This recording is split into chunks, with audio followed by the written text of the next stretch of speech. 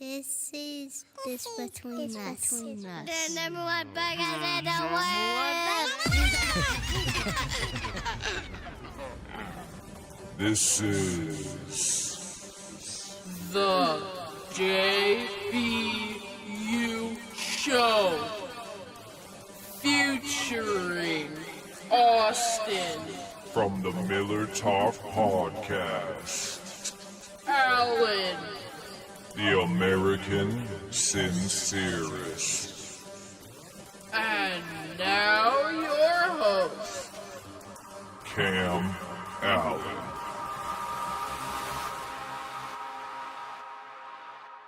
All right, how's it going, everybody? My name is Chris, and this is the JBU.Show. And we're alone tonight. Austin has to work tomorrow, but hopefully he'll be back with us tomorrow. And we might even see Alan again on here soon, hopefully. Heard from him earlier today, so we'll see about that. But nonetheless, you got me tonight. So we're going to start off tonight with Mondami putting the priorities of New York first. And I think he deserves a big round of applause for, what can I say? Just taking out the trash in New York. Mamdani was talking trash today. He announced that new bin containers are coming to communities across New York City to get black bags off the streets. City officials say the goal is to reduce trash pileups, improve cleanliness, and cut down on rats.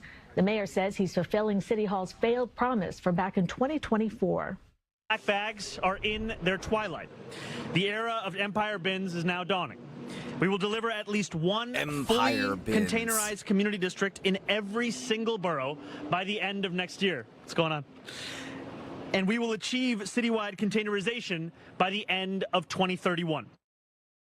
More than 1,000 Empire bins and 13 automatic side loader trucks will be distributed across 24 neighborhoods across the 5 boroughs. The city plans to expand the program citywide by the end of 2031. Okay. Mayor Mamdani.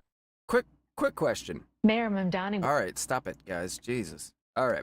What are all these idiots doing? First of all, they made sure to include a way to pay in there. It will take no time before homeless people in New York start cutting into these for whatever purpose. Because if you didn't notice, they're fucking plastic. Regardless, these guys, this is one of those videos that isn't going to let me fast. There we go. What are all these idiots doing? Why do we need every single time a politician... Oh, sorry, Twitch. I didn't realize you guys weren't streaming yet. Oh, no, it says you are. All right, cool. Twitch is up. Anyway, every single time a politician speaks, we got to have a whole fucking crowd of idiots behind them. Maybe one person of that crowd of idiots is going to speak, but the rest of them are just standing there for no reason. What do we pay these people for? To stand around during press conferences? This is the level of entitlement that government employees have achieved. And yes, I understand if you're a low-level government employee, you probably don't have the same level of entitlement unless you're a fucking teacher. But at the higher levels, I mean, what do these people do all day? Do we need them there for this? I mean, I know some of our Congress members need them there in case they fucking pass out while standing, or, Kamala needs another Xanax. But generally speaking, is this really necessary? It hasn't always been this way, Whatever. Anyway, we got a lot to talk about tonight. I think the Iran war is over. And for those of you who have been sending me hate mail because I don't buy the big secret, Israel controls everything narrative, that's some bad news for you again. I especially don't buy the Israel controls Trump or Bibi controls Trump narrative. And it seems Trump's getting a little sick of the rhetoric too. So we'll take a look at that. But also we're going to be talking about, as I noted, garbage, guns, and accountability. Let's see, where's my list here? First thing we're going to look at is the state of Hawaii has put out their first firearms registration information since they have since a recent Hawaii State Supreme Court decision, and since they've instilled a new round of laws, all of which are, of course, drastically unconstitutional. Let me get over here to those. And actually, let me make sure real fast. All right, I just wanted to make sure there was no other important videos on that feed. Scooting back over here, so Hawaii. It'd really help if I had somebody that did this for me, because then I could just talk to you. Anyway, Firearms Policy Coalition, FPC, one of the best 2A advocate lawyer groups in the country. If you don't already follow and donate to them, please go and do that at Gun Policy on X. And there's actually real tangible perks to doing so too, besides just, helping the lawyers that are actually protecting your rights. FPC has a great track record, as do other places. I'm not denigrating other places by saying this, except the NRA, fuck them, of actually accomplishing things. But there's also perks that come too, because when FPC, for example, when they tried to take away pistol braces under the Biden administration, FPC was one of the 2A organizations that sued. And as long as you were a member of FPC during that time, if I remember correctly, I'm not a lawyer, this isn't legal advice, this is my opinion and my understanding, nothing more. But if I remember correctly, during that time, if you were actually a member of FPC, you could keep your pistol brace on your rifle, unlike everybody else, without registering it with the ATF until the litigation had gone through the courts, and of course they won that litigation. So I don't think the litigation actually finished. I don't remember exactly. I think that the case ultimately was dismissed because Trump got back into office and the ATF just dropped the case. But nonetheless, they put out this report from the state of Hawaii. The Attorney General released its annual firearms registration in Hawaii report, which details firearm registration statistics for the calendar year 2025. There's some interesting things to note in this. So Hawaii has a unquestionably unconstitutional firearms registry. And there's lots of details here that need to be considered, because this is something that every blue state is trying to do. And for whatever reason, we just kind of ignore Hawaii doing it. I don't know why. We went through the Supreme Court case when their Supreme Court upheld the registry and upheld the assault weapons ban, and it was full of blatant contradictions to Bruin, to the rest of the cases that love to escape my mind right as I start saying them, but Bruin especially, and then also, the previous DC one and Heller and Chicago. Anyway, the report is right here. This is what it looks like. And as we can see, firearm registrations in Hawaii in 2025. It says Hawaii Revised Statutes 134-14 requires the county police departments to provide the Department of the Attorney General a monthly report of firearm registration activity.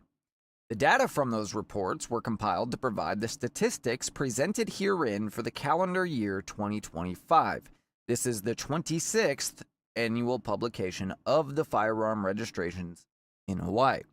Now, it's important to note, no federal court has upheld Hawaii's firearm registrations. State courts have, not a single federal court, because it is unquestionably, undeniably unconstitutional. There can be no firearm registry. Anywho, but as we see, they even refer to it. Most of the other states that have tried it, they at least try not to refer to it as a registry. Anywho, they claim there were 163 applicants denied, 750 applicants voided because they messed something up on the paperwork, and 18,451 permits issued. Permits. Permit is short for permission, and I don't believe you need permission to exercise a right, if I remember correctly. The definition of voids was expanded in 2023 to include not only the cancellation of approved permits after applicants fail to pick them up within an allowed time frame, but also the rejection of technically incorrect or incomplete application documents, as well as the failure to timely utilize permits to acquire a handgun. So there you have it. The interesting parts, though, applications processed 19,364, approved applications 18,451. We already went through voided, denied, denial rate, 0.8% they claim. Firearms registered 44,401. Firearms imported to the state of Hawaii 25,065. All right. Down here under denials, though, is where I want to turn our attention. The number one reason for denials, 28.8% of people were denied for medical marijuana. Includes current and former medical marijuana patients. The police department allows former patients to apply for permits no less than 1 year after the expiration of their medical marijuana card. Now, what was it about medical marijuana that voided your Second Amendment right? Now, look, I get there's a lot of conservatives out there that don't like weed. I get it. And that's fine. I certainly am not one to suggest that it is a miracle drug that has absolutely no downside whatsoever. I do think it is incredibly safer than alcohol, personally. That's just my belief. You know, we can argue about these things. It doesn't really matter. The point is this or is this not a free country? Said many times, I have a very libertarian view when it comes to drugs. I am 100% in favor of cracking down and cracking down hard on the illegal activity surrounding drugs. The sale, the petty crimes, the gang activity, all of that. Not in favor of allowing illicit drug sales in any way, or allowing drug addicts to commit crimes to feed their habits in any way.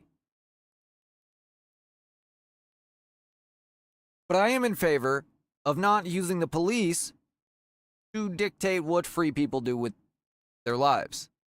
It just doesn't work, as we've seen. How much money have we spent on this drug war? It's pointless. And it's not helping. We have more addicts now than when heroin was on your local drugstore shelf and you didn't even need an ID to buy it. There were heroin addicts in 1920 also. There weren't this many, percentage-wise. And that's the thing. I care about things that are actually going to work. And the fact is, this doesn't work. If it did work, we might be able to say something. And some people will point to, well, since it's become legal in these certain states, these DUIs have gone up and all of these other things.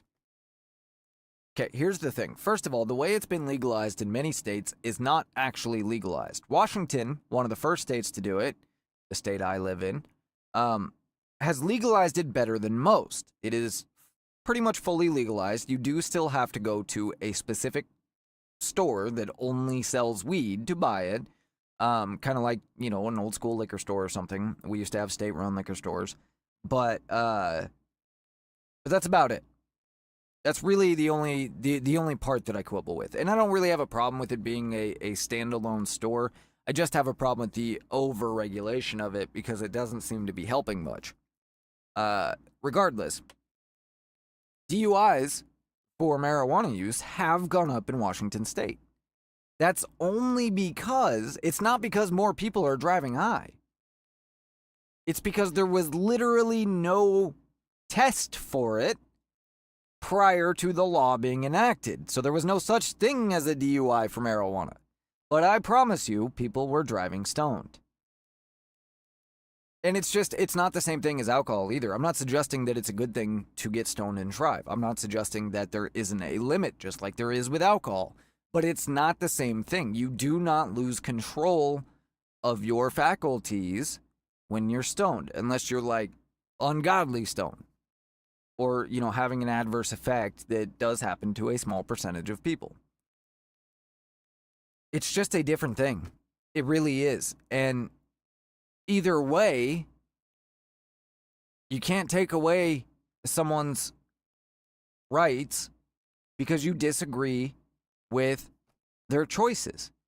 If somebody was taking Percocet for back pain, you can't take away their gun rights for it. We can make a far better argument that if you're taking SSRIs, maybe, but even that's not prohibitive.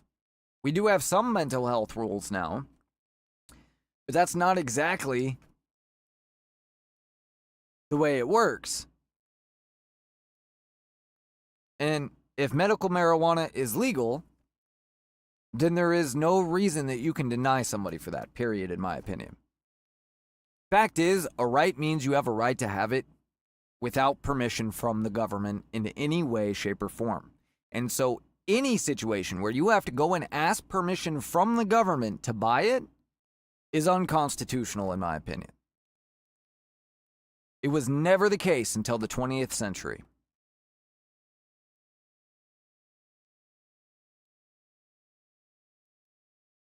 Regardless, let's talk about the registry itself and not get hung up on the marijuana thing for now. Hold on one sec here.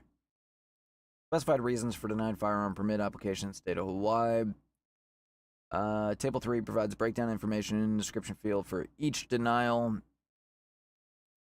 Okay, these are all for medical marijuana card, 28%. Felony convictions, 1.2. Mental health issue, 23%.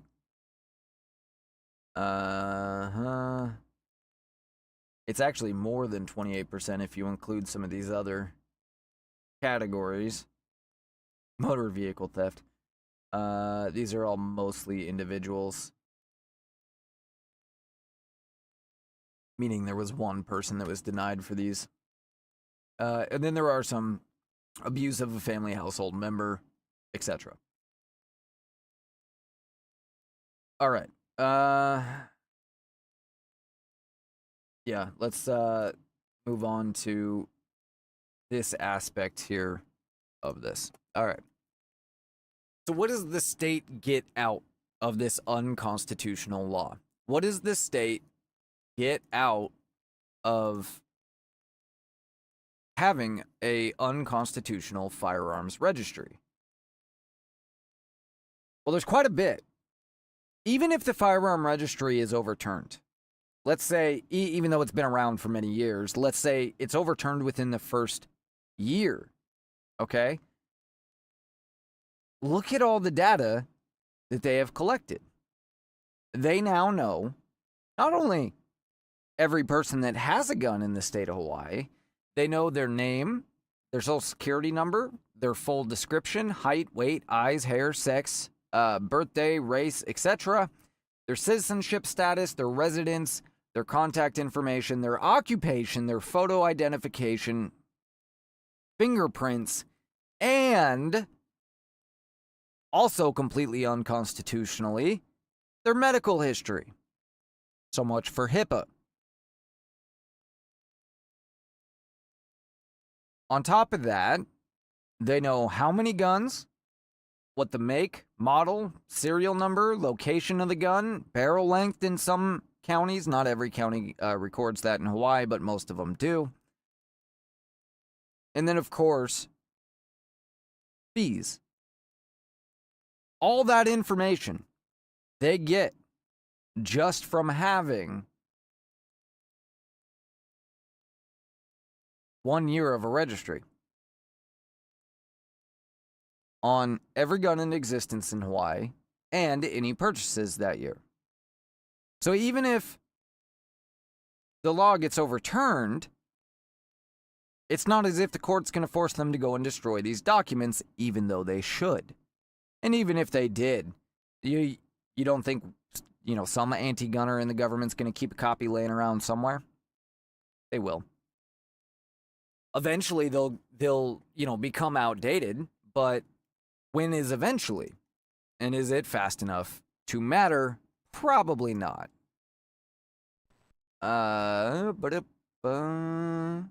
Sorry, just a second here. Gotta do my little spiel. There we go.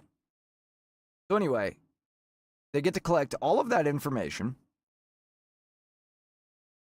And what can they do with it? Well, the goal is confiscation. The goal has always been confiscation, in my opinion. Sorry, I have to say that for legal reasons. I mean, it is my opinion. I'm not lying by saying that, but I have to specify it many times for specific reasons. Anyway, I mean, what else could it possibly be? Why else do you need this information? It doesn't do anything to prevent crime. Anybody that doesn't have a criminal record can go and buy the gun, and yeah, the state knows where it is, but if they go and commit a crime with it, unless they leave evidence behind, there's still no way to connect that gun to them. And even if so, it didn't prevent the crime in the first place. The whole idea that a serial number allows a gun to be traced is nonsense, unless that serial number is recorded for various things. All it does is allow you to see the original purchaser.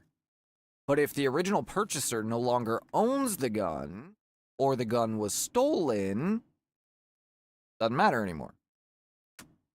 At all. And most people, are smart enough not to commit a crime with a gun that is registered in their name. Good news is most criminals are pretty stupid, but so if confiscation is the goal, how do you go about disarming a populace that greatly outnumbers your police forces and even military forces, and that is superiorly armed to them? They have far greater number of guns. How do you disarm that populace? Well, there's only one way to do it. Quietly, one at a time. Maybe several a day, but one at a time. You have to start with one by one. And it starts with technical violations. False accusations, weed, and other excuses. Things that people don't necessarily want to get involved in because, well, technically, you're not supposed to do that. And even though it's a free country and the rule's probably unconstitutional, it's just, it's not a blatant government coming and just taking, disarming you. So we're just going to ignore it. And that goes on for as long as possible. And then eventually, what happens? Either a tragedy or an emergency. There were some attempts to do this, thankfully not in America, although maybe in certain counties or something, during COVID around the world. This was also done during Katrina, a time when people needed their firearms the most. Our government just came and took them. It was one of the greatest stains on any presidency in the 21st century, and damn are there a lot. Regardless, start with the technical violations. You smoked weed at some point in 1992. Various excuses, one at a time, that make people, just keep it above board just enough that people are like, well, you shouldn't have done that. And then the tragedy happens, or the emergency situation happens, and now the government needs to come get them. Don't worry, it's only going to be temporary, but we got to come get them. You're never getting those back. Ever. And they'll get the majority of what's left, and then whatever's left after that would be considered illegal, illicit. These are people that didn't comply with the emergency or tragedy orders. These are bad people. We're going after them. See how that works?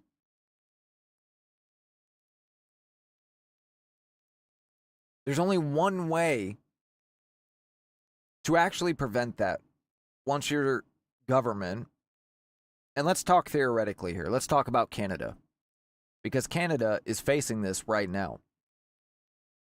Any Canadians, if you're listening, I know I mock you guys a lot, but this is this serious, I think, in Canada right now. And I can't tell you what to do, but I can tell you theoretically the only way to stop this. Once your government has gone to the point of the registry, that has to be the line. Now, in Canada, they're going even further to confiscation. They ordered people to turn in their rifles and their guns, and thankfully, despite the broad level of cowardice in Canada, the overwhelming majority of Canadians didn't. Good for you. Now, don't stop there, in my opinion. It has to be done collectively, ironically, and decisively.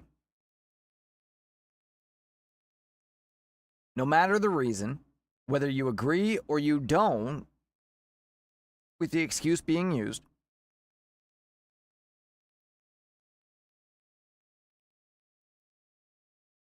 if the registry is going to be used to strip a legal citizen of their firearms for any alleged justification, again, whether you agree or you don't, then every single gun owner within a reasonable vicinity, Canada, this means you, when they start coming to confiscate your guns, every single gun owner within a reasonable vicinity needs to go to whatever house they're going to first. And this is incredibly important. You need to show up. You need to show up armed and peaceful.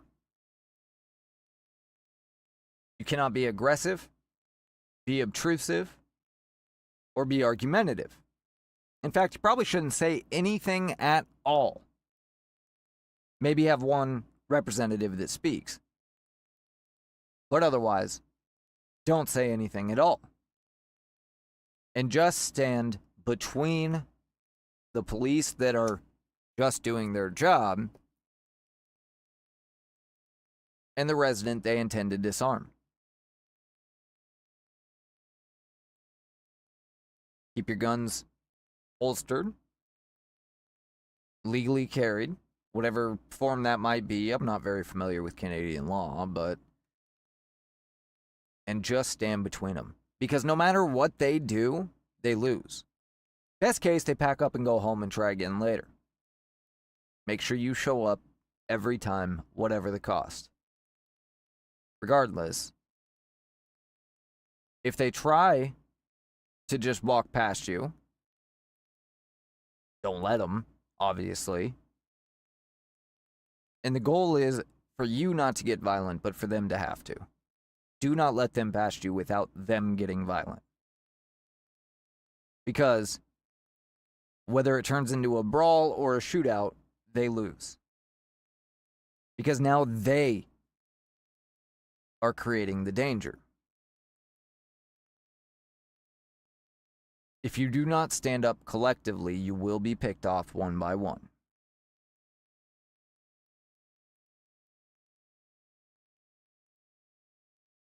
With any luck, you have enough police officers in your RCMP and various police forces up there that have a modicum of respect and understanding for your gun rights and will refuse these orders.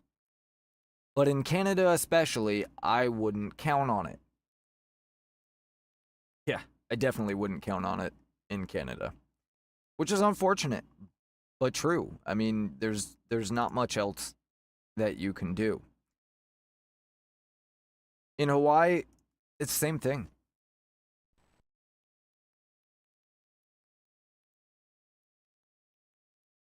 Just occupy the property, don't allow ingress of their force, and let them make the first move. Because no matter what, they will lose. This was mostly demonstrated well with the Bundy Ranch standoff. And the only reason that did end in somebody dying was because they were able to pick him off by himself. But you notice, when a bunch of armed people showed up to defend Bundy's ranch, and I might be conflating the situations because I remember there was like kind of two situations that took place, all sort of surrounding the same family. I don't remember exactly how it all broke out, but I remember there were a bunch of patriots that showed up to defend a man's ranch. Armed, not shooting at police, but standing in the way. And the police weren't prepared to get into an actual gunfight. They got no problem going 20-1. They're not prepared for a one-on-one gunfight, even if some of their more crazy representatives want it. And even if they were, I'm not suggesting that they would back off. They'd probably do it if they had to. But the government wouldn't let them anyway, because they will lose those optics 100 times out of 100.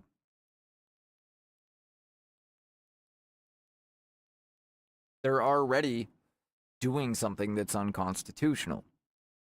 You got to force them to up that ante. That's what has to happen.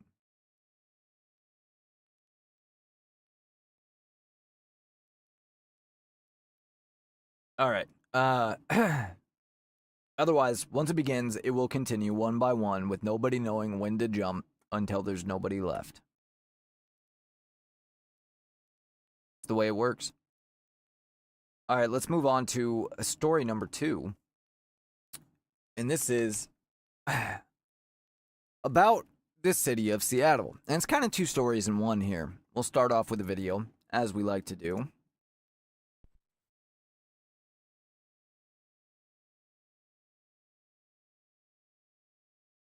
I always end up going the wrong way here. No, that's not the right... Damn it. See, I always end up going the wrong way when I'm looking for the video. Oh, that's right. This one isn't on here. This one is over here. That's why. Seattle Public Utilities and Partners cleared 5.3 million pounds of waste, up from 4.1 million the year before. 2,000 volunteers spent nearly 32,000 collective hours cleaning up ahead of, and this is the claim, ahead of the FIFA World Cup matches at Lumen Field, expecting 750,000 visitors, as leaders like CEO Andrew Lee emphasized daily clean neighborhoods through community partnerships. Yeah, they did all this within a week. They're trying to claim that they've been doing this all year. In reality, they maybe cleaned up 100,000 pounds all year and now jumped to 5.3 million to this point. Here's the thing. This isn't about the FIFA World Cup. Now, they might do it for the World Cup, too. This is about the elections coming up, because they do this every time. Last time, they cleaned up for Xi Jinping, kept it clean through the elections. They lost anyway, although not in this state. And then everything went right back to normal, as it always does. We literally, prior to Xi Jinping, and actually I don't think it was Xi Jinping himself this time, I think it was just a Chinese delegation. Regardless, we literally had the Chinese delegation, or prior to the Chinese delegation, coming through Seattle again. We literally had mile stretches of I-5. They were nothing but garbage and tents. Every single exit, from Olympia the capital of Washington, where the Capitol building is and all of that, to Seattle. Tents and garbage every single exit. Damn near. Obviously not every single one, because not every single one is conducive to it, but damn near. And then, well, the Chinese delegation's coming, we better clean it up. And they filled it all in with, large boulders and stuff so that people couldn't bring their tents back. And then what happened? All those tents just went off the freeway and into the fucking cities. And they've kind of slowly, moved around since.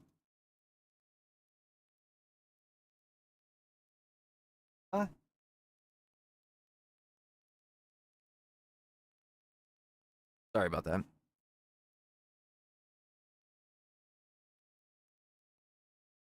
Anyway, then what they do is they keep it clean through the election and then just allow it to go to hell again.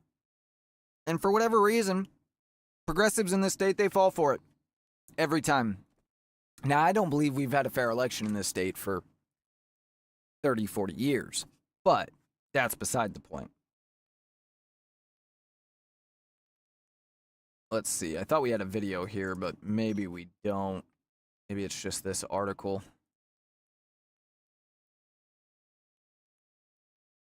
So, if you're a citizen, if you're a tax-paying, law-abiding citizen, what you get in the state of Washington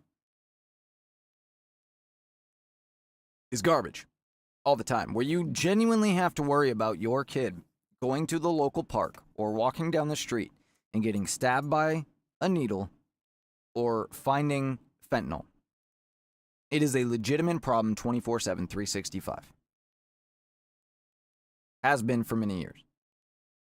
And Seattle spends over $100,000, and again, this number is almost 10 years old now.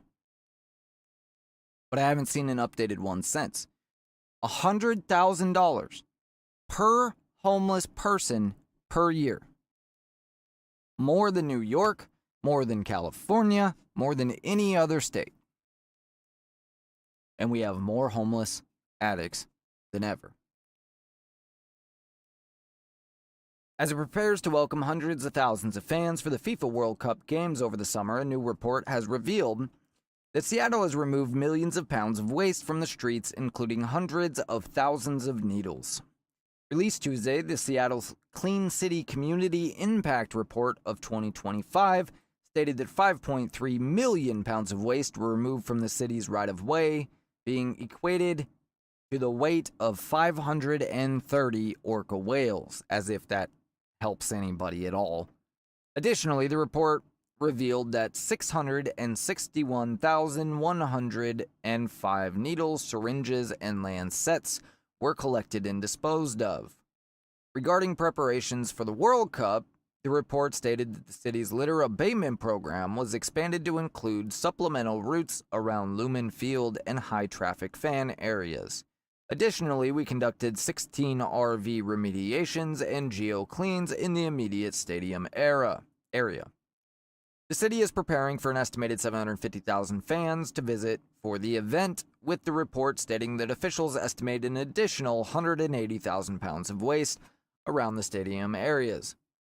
This comes as the city has struggled with homelessness and drug use in recent years. The 2024 point-in-time count, the latest data available, found that there were 26% increase in people experiencing homelessness in this city from 2022.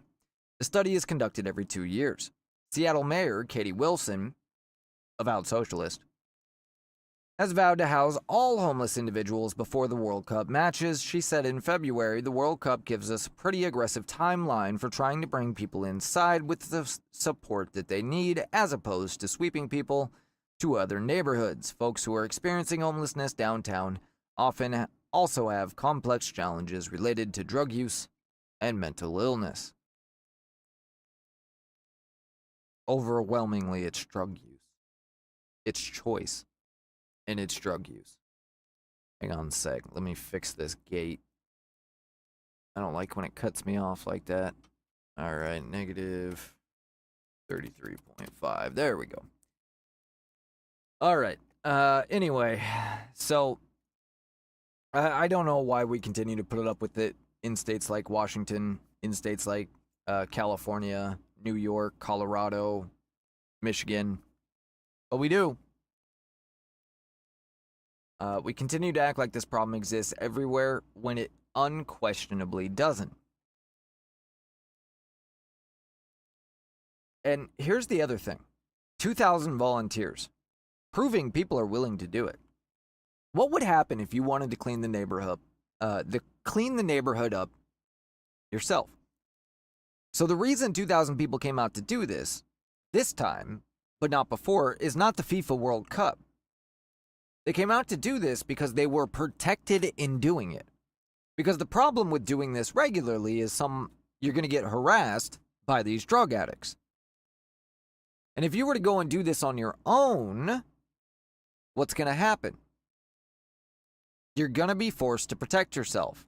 And what happens if you try and protect yourself in a blue city like Seattle, trying to do a good thing like clean up your damn neighborhood? You will get in trouble. Every single time.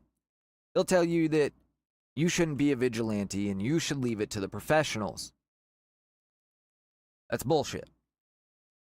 And ironically, the entire point of a collectivist mindset is that the collective overrides, and the needs of the collective overrides the individual. Meaning, the tax-paying, law-abiding citizens and their desires override the individual drug addicts. Of course, that's not how it actually works in reality. Now, while I'm by no means endorsing a collectivist mindset, this specific scenario, is also applicable to a law-based individualist society. You should take care of your neighborhood. You should help keep it clean, and you should help secure it from people that try to harm law-abiding citizens, especially ones who are trying to keep their neighborhood clean. People have stopped giving a shit because they haven't been given any choice. You can't do anything to clean up or protect your neighborhood because what happens? They Daniel Penny you. They Derek Chauvin you. Of course, there's a much longer list of names, but we'll leave it there.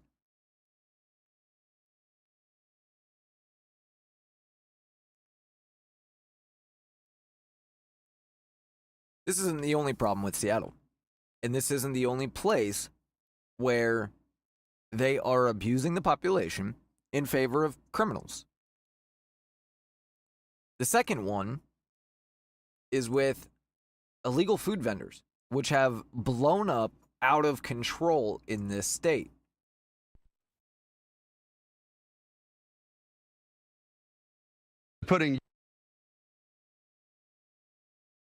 Unpermitted food stands accused of putting your health in jeopardy. Just this week, inspectors with Public Health, Seattle and King County, shut down an illegal vendor in Federal Way, here at the corner of South 324th Street and Pacific Highway South. They had no permit, no refrigeration, hot water, or hand washing facilities. It's a region-wide problem that has been growing fast for the last 3 years.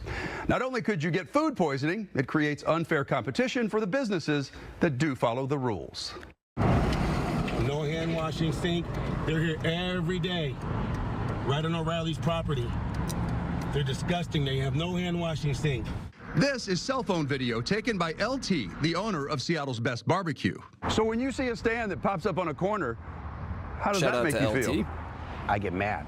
He's been documenting unpermitted food stands around King County. You can very much get sick, and who do you trace the food back to? The vendors show up at night, like this one near the stadiums in Seattle, violating city codes by setting up on sidewalks, blocking walkways. The food unrefrigerated, no licensing permit visible, no inspection. At any temporary event, they want you to have a hand washing sink. Well, these can hold hot water for up to 4 hours. They won't even do that. With hundreds of thousands of visitors expected for World Cup this summer, LT has a warning.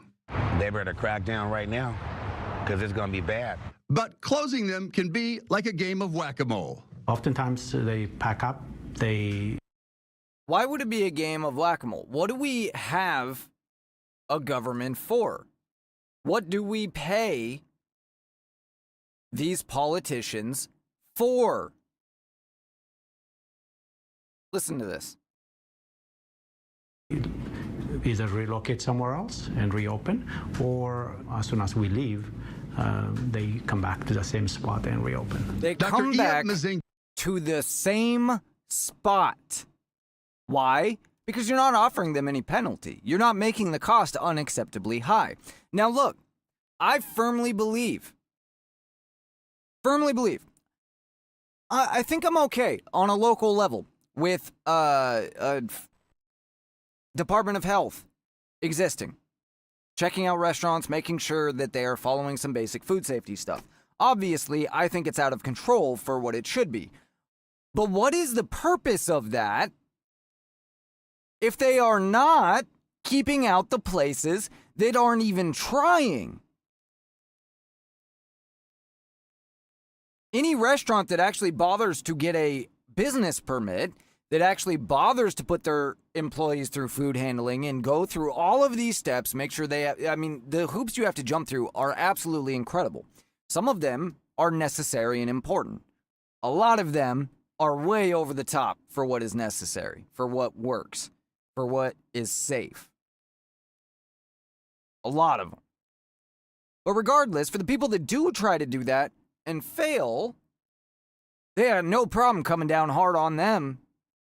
But for the people that don't even try, what do?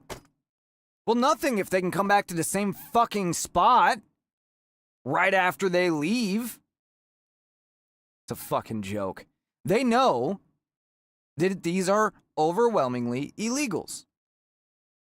The illegals overwhelmingly know that the food department's not going to do anything that might get them in trouble with ICE. They refuse to do anything legal because then ICE then has a reason to come and get them. Seattle is a sanctuary city. They're not going to cooperate with ICE for any reason, and therefore they look the other way because they know the illegals need to make money. And not pay taxes either, by the way. Yeah, who leave.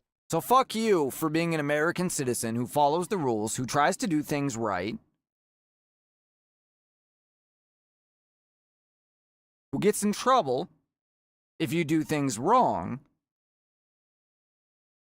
The illegal who has absolutely no allegiance to this country. In fact, they have allegiance to some other country that they like more and says, fuck America.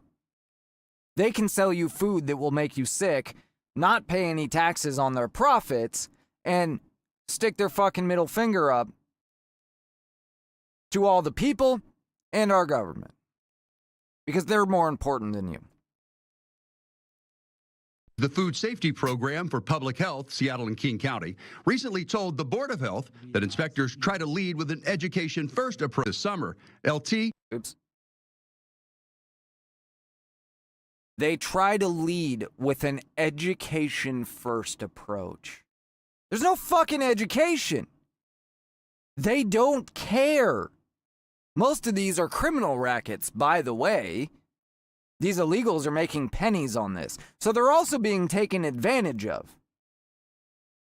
Progressives love slave labor.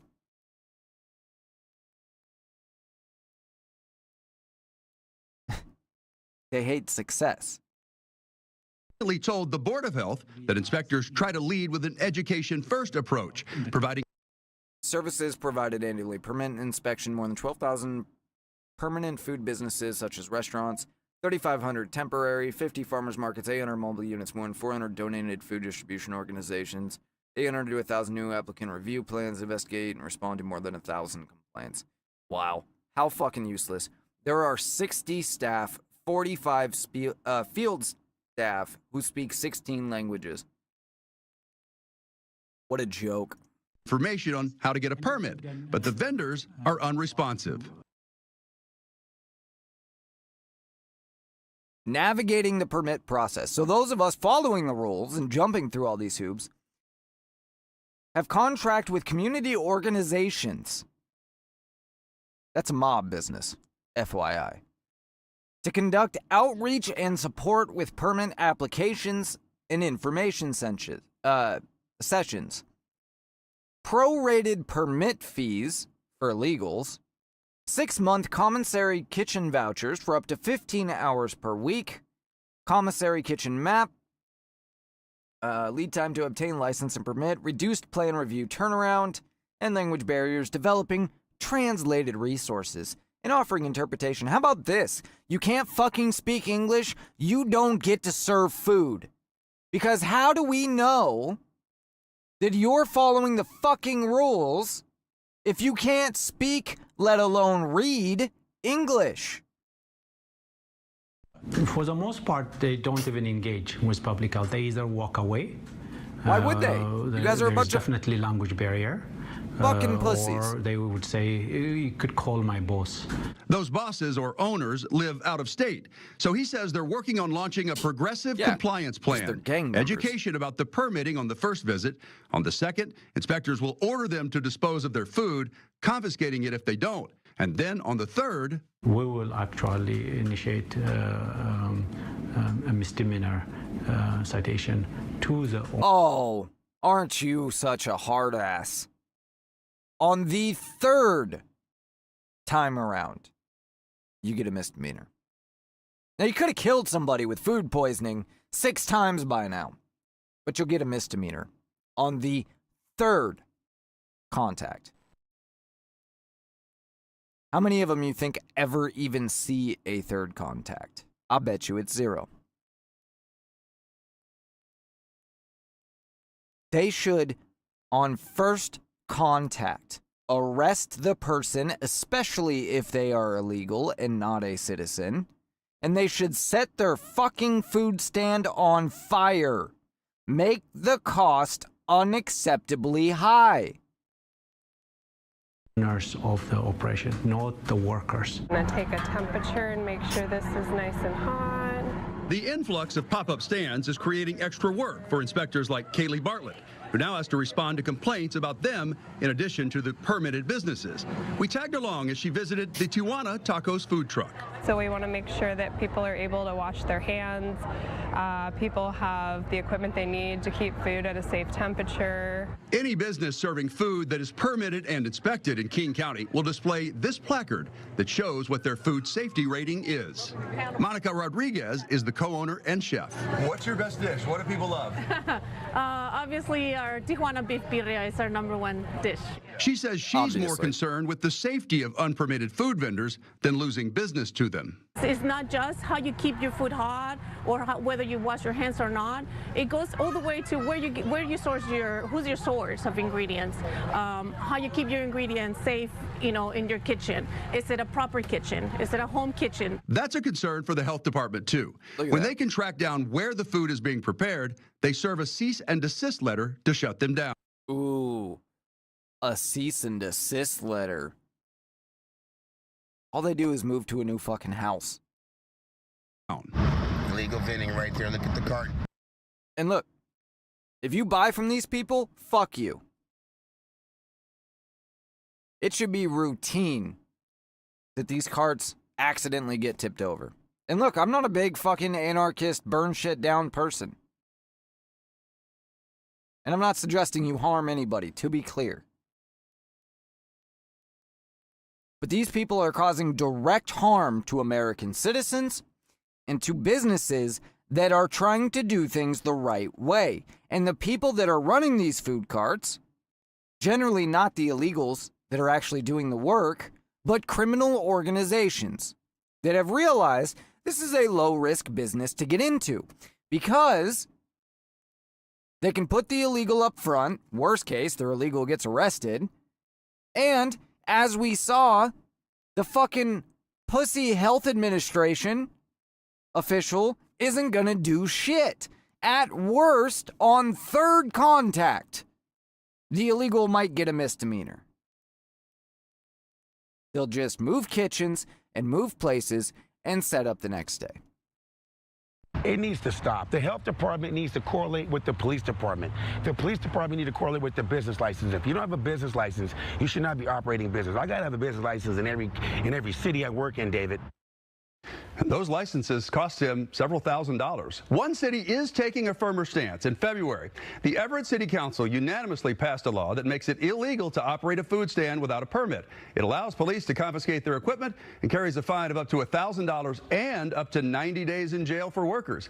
King County might want to take note because so far that new law has worked. Police told me today the illegal food stands are not an issue in the city limits of Everett anymore. Shocking. And look, these are popping up all over the state. Not just prepared food, but also illegal fruit vendors, all kinds of shit. And look, there is no reason why you and I have to follow the rules and nobody else, in particular illegals, don't. That's nonsense. And as a conservative with libertarian leanings, I don't believe. Really? Why does it keep doing that? I don't believe that we should have to get permission to open a business, for example. However, that is what the rule is right now. And I do believe that the rule of law is important. And so, while I would like to see that go away, it still would never be acceptable to be an illegal citizen, or an illegal immigrant, I mean, operating a business and profiting in America illegally. I feel like that's redundant because it fucking is. And if you are a business, it is important that you pay taxes. Not a big fan of taxes, but business is one of the legitimate places where tax revenue has to come from, where it does come from.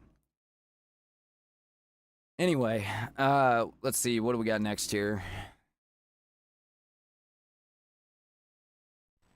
Let's move on to the Iran war. So, we got a lot of stuff going on here. As far as I can tell, the Iran war has been officially ended. It sure seems that way from Trump's tweets. We know the Strait of Hormuz is open now. Iran isn't doing anything to defend itself anymore, and nor are we bombing them currently. Trump has told Israel that they're done bombing Lebanon, whether they want to or not. Sounds like Bibi's bitch, huh? We'll come back to that. And, as far as I can tell, we've achieved all our goals. Except for one. And it's an important one. So here's the deal. Unpermitted food. All right, stop. Let's start with Trump's tweets on this matter, okay? Oh, of course this is gonna start wigging out on me. Right when I click to it. So let me switch over here. I don't know what these errors are about, but there you go.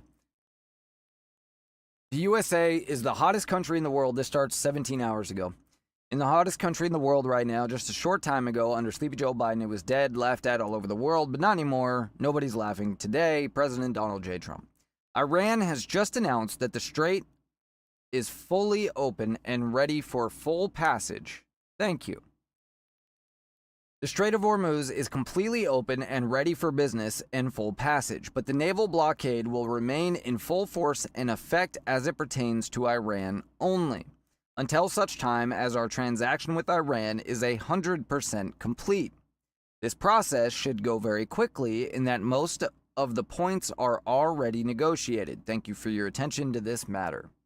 So it sounds like, between those two tweets, that they were kind of wrapping negotiations. 15 hours ago, the USA will get all nuclear dust created by our great B-2 bombers. Austin from the Miller Talk podcast had to explain this to me because I didn't understand what he meant by nuclear dust.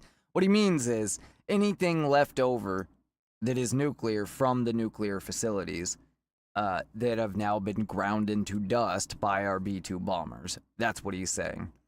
He says no money will exchange hands in any way, shape, or form. This deal is in no way subject to Lebanon either.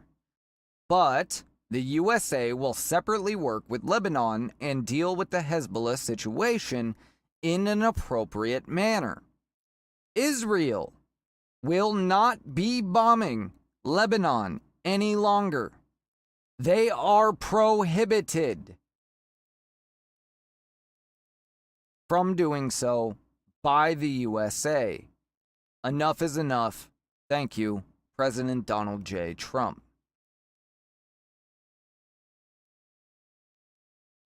It's a weird thing to say for somebody that is Bibi's bitch, isn't it? That is the third time that Donald Trump has publicly slapped Bibi down. Second time during this war, third time during this presidency that Donald Trump has verbally bitch slapped him. Last time, he forced him to apologize and admit he lied. This time, he says they are prohibited from continuing to bomb Lebanon by us. Now, we'll see if Bibi's got the balls to go around that, but I don't think I'd test Trump on this. Like I've said many times, I have many problems with Israel. But the idea that Trump is beholden to them for any reason is fucking silly internet nonsense. It's people that spend way too much time online and in places like 4chan and out of reality. Trump has criticized Bibi and Israel multiple times. He's also, said favorable things about them multiple times. Of all U.S. presidents, many of whom I bet were much more,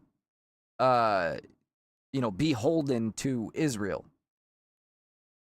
Really, you think Trump at 6 years old or whatever the fuck he is, gives a shit what Israel would try to do to him? I don't.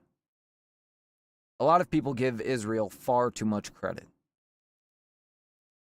Any of the major operations that Israel have pulled off, I would venture to guess, have probably been CIA operations done through Israel in order to keep our hands clean.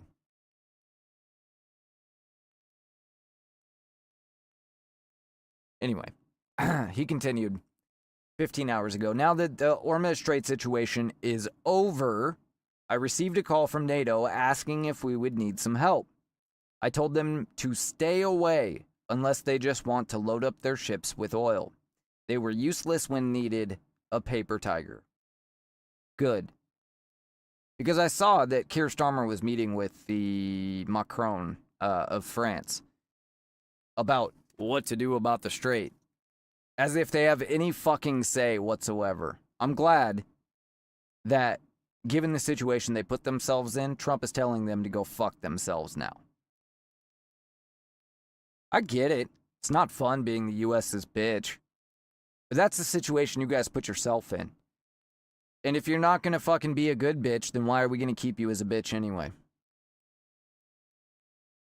The fact is, we do everything for Europe. They don't do shit for us. Unless you want to count fucking Finland or Sweden or whatever, sending us baby formula under Joe Biden's incredible and embarrassing incompetency.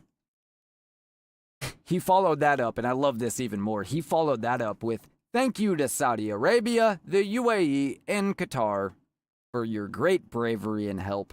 President Donald J. Trump. I know it's Qatar. I don't give a shit. I pronounce it like an American.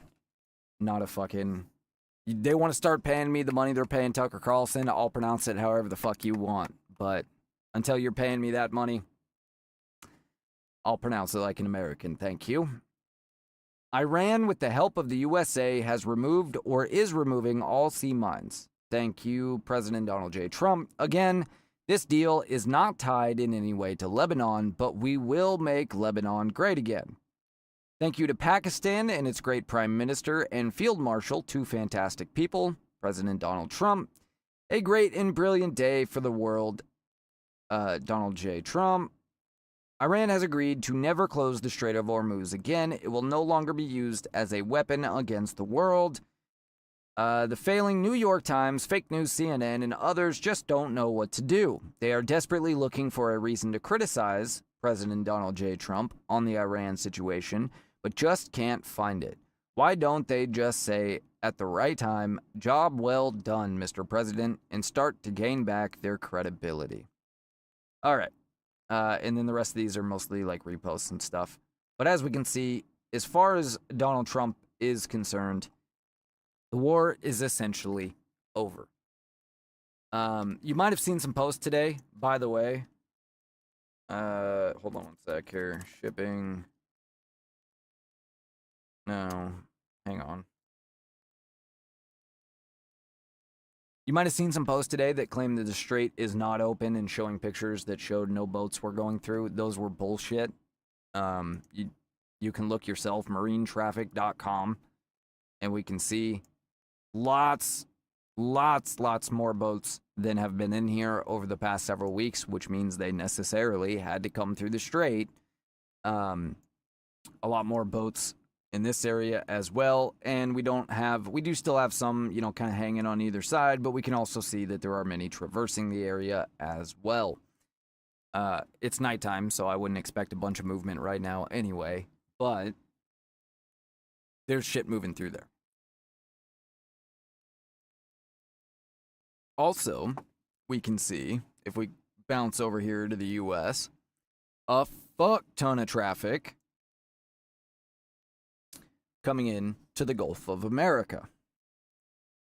Boy, that renaming was really forward-looking, wasn't it? So here's the deal. I am disappointed about one thing. I am disappointed that we have allowed the regime to continue. I get it. He took out the radicals. He allowed the less radicals to take back power. I hope that works out. I get what he's banking on here. I'm concerned that they are ultimately going to fall susceptible to the radicals. Again, I'm hoping that the people of Iran finish the job we started. Because I also get the balance that Trump is looking at. Look, we don't want to be stuck in a sustained war.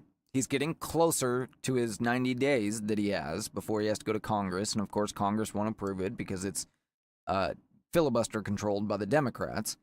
But at the same time, even if we were to go back to bombing them, trying to get these last radicals would not be easy. If you look at a map, so Iran had two major, military platforms or whatever. They had the IRGC, which was the radicals, and the Besiege or whatever, which was the regular military that was full of people that were loyal to the regime but were not radicals. They were not fanatics.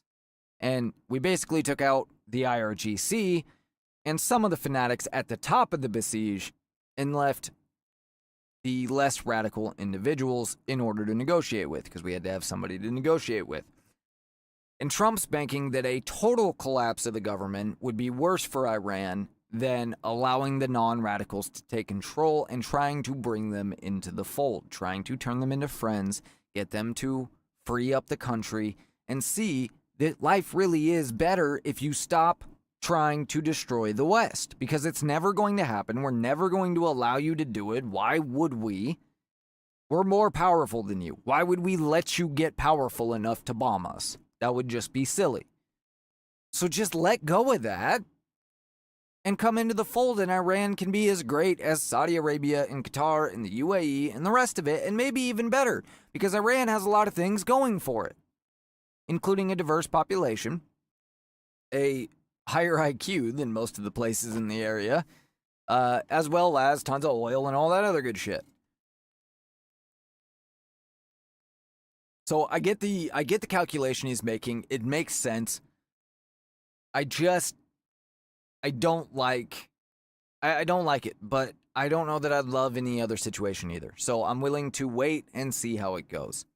The fact is, we have gotten essentially everything we wanted out of this. The U.S. now stands as the power player in the world. We remain as in a far better position than we were. China no longer has control over its oil imports and exports, meaning that other than the help of Russia, they're dependent on us. Now, they're already dependent on our money, and that's one of the reasons they haven't gone to war in Taiwan, because the moment they do, our money stops flooding into China, and they're broke. They've been trying to build their other markets out so that they're less reliant on it. Aside from that, they know they can't take us on militarily. Now, they have to worry about oil on top of that. Further, we have proven that we are the only reliable oil trading partner in the world. Fair enough. And now we have access to Venezuela as well, which will be great for Venezuela, great for us, and it doesn't fall into the Chi-Com's hands. So far, it's a win-win, win-win-win-win. On top of that, we got Europe off of Russia's oil. Not completely yet, but they're being forced off of it. Hopefully, we're out of NATO. You know, we haven't officially withdrawn from NATO yet, but we've proven their complete, utter contempt for us and incompetence. Europe is almost entirely irrelevant after this situation. They tried to screw Trump. They tried to make Trump stand out alone as a crazy, and it backfired in their faces. And now nobody cares what they think. Nobody cares what they do. They probably are going to be forced to buy oil from us. I hope so. It's rather silly that they've been buying oil from the country that they claim is waging a war against them. Russia. Anyway, but it's wins all over the map as far as I can tell. And yeah, it was 2 months of a little bit of uncomfortableness. Oil prices went up a little bit. Inflation stopped going down at a steady rate and kind of maybe even ticked up a tiny bit. But the stock market is already fully recovered. Oil prices are down. I saw WTI was down to $80 a barrel today. Brent and the other one were almost to the $80 range. They're still right at like 90 and 91, I think, which is still, considerably down. It might be a week or two before we get back to 60, but we'll get back there. It's hard to see what we lost out of this. And while the gains as far as Iran directly, whether they will attempt, here's my problem, is the Muslims, since the radical Muslims, the radical Islamists, since the beginning of America, 1776, have tried to attack us. We kick their ass. They cross their fingers and promise to be peaceful. They rebuild. They attack us again. By leaving the Islamists in charge, even though it's not the radicals, I am concerned that that's all we're going to get here. It's entirely possible. They've been set back pretty far, so there's that. But it's entirely possible. There's only so much we can do about that. No, nobody wants to go in and take even Crag Island by force. The thing is about air campaigns is you do have to send the troops in eventually to actually secure the ground if that's what you're going to do. We can do that. We could easily do that. But it makes sense not to in this case. And hopefully they get a taste of the good life and decide, you know what? Maybe we should just live in peace. Perfect peace? Maybe not. But guess we'll find out. Either way, while we might not have gotten everything we need with Iran as far as permanently into the future, we certainly have, we now control the Strait. We control the oil flow out of the Middle East. We've helped American markets immensely. We control Venezuela. We have broken Europe's stranglehold on a lot of this behind the scenes. That's a whole nother can of worms that I don't even want to get into. But it's a lot of positive. And let's remember too that the media this whole time, and this is what they've always done, and hopefully, for those of you conservatives and Republicans out there that immediately jump shit the moment that we hit Iran, Because I get it. Wasn't the greatest timing. But it's hard to say that it's inconsistent with what Trump promised when he's been saying it since 1983. I played the video the other day. They claimed that thousands of troops would be killed. Now, unfortunately, we lost 6 American lives. We could have lost them in training accidents, though. That number is any number is tragic, and I don't want to take away at all from the loss of those lives. But militarily speaking, it is statistically insignificant. We lost no major equipment. Yeah, we lost a couple old planes. We lost more rescuing a pilot than we did in the actual combat. And that's about it. They claim that oil would hit $200 a barrel, that we would run out, that the Gulf allies would turn on us, that BRICS would join the war on Iran's side. That's the other thing, is we proved to the BRICS nations that China and Russia aren't going to do shit to protect you. And they'll claim, well, BRICS is just an economic organization. Yeah, right. They said the stock market would crash. They were wrong about all of it. They're always wrong about all of it because their only point is making Trump look bad at this exact moment. They don't care how wrong they are. They only want to make him look bad at this exact moment 24/7. And so hopefully some of the people that started believing them all of a sudden after 10 fucking years of this shit, more than that, will wise up and go, okay, yeah, that was dumb. I got a little carried away. Let's back it up. Probably not, but, you know, wishful thinking. Let me know what you guys think. JBU@USA.com to send me an email directly. Of course, you can leave a comment under the show. X.com/JBU_show. You can let me know what you think on this Iran war. Was it worth doing? If this is the end, as it appears to be, and as far as Trump said, it is at least the end of the debacle regarding the Strait. It's open to everyone except Iran currently, and will be open to Iran if they stick to the deal. Are we good? Overall, I'm happy. We avoided sending boots in. I still would have supported it as long as it was within the 90-day period, and we ended at the end of the 90-day period, no more. We didn't have to do it. We didn't have any sort of significant losses. We learned an incredible amount about our shortcomings regarding our missile strategy and all of that.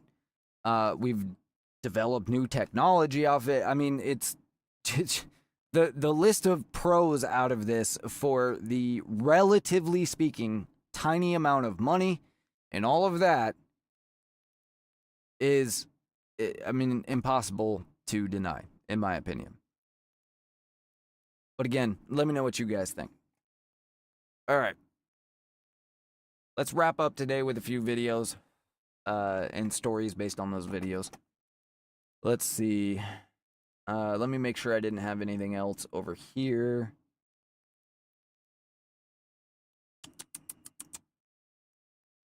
Well, I do have this SCOTUS ruling on climate lawfare. We'll save that for tomorrow. And let's just go to the videos, because it's already late tonight.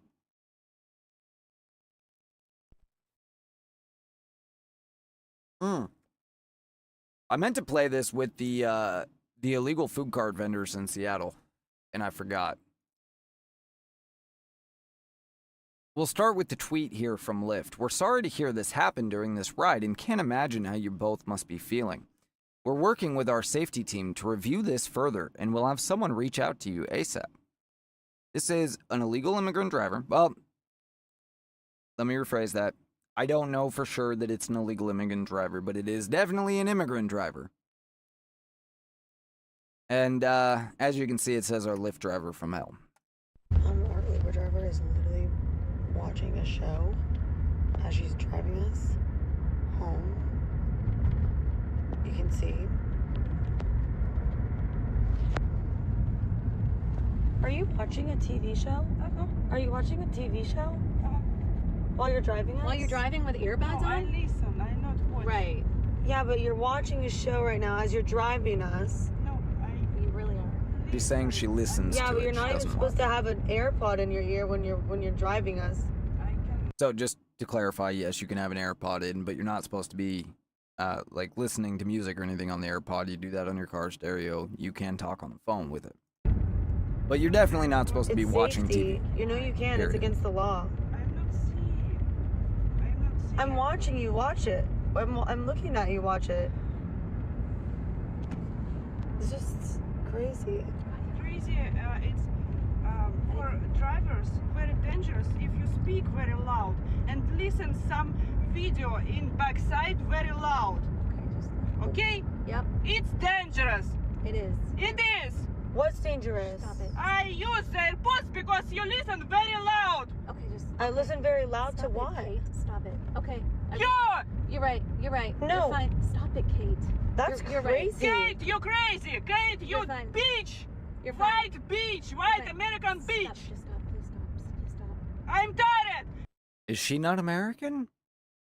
I work all day and I make just $50 per day in this city. I need to go to next city. I haven't money.